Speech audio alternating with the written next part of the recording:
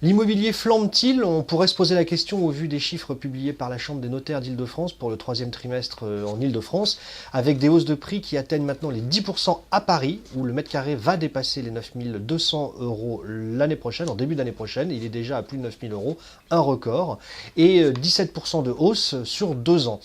Parallèlement, si on étend à toute l'Île-de-France et à toute la France, eh bien, nous avons dépassé les 900 000 ventes depuis le début de l'année. Un record absolu, on devrait atteindre 940 000 ventes sur l'ensemble de l'année. Une seule explication à ce mouvement, eh bien, c'est le fait que les taux restent bas et que donc les Français ont du pouvoir d'achat supplémentaire pour acheter. Et comme il n'y a pas non plus énormément d'offres dans les zones tendues comme Paris, eh bien, ces zones-là connaissent une forte envolée des prix.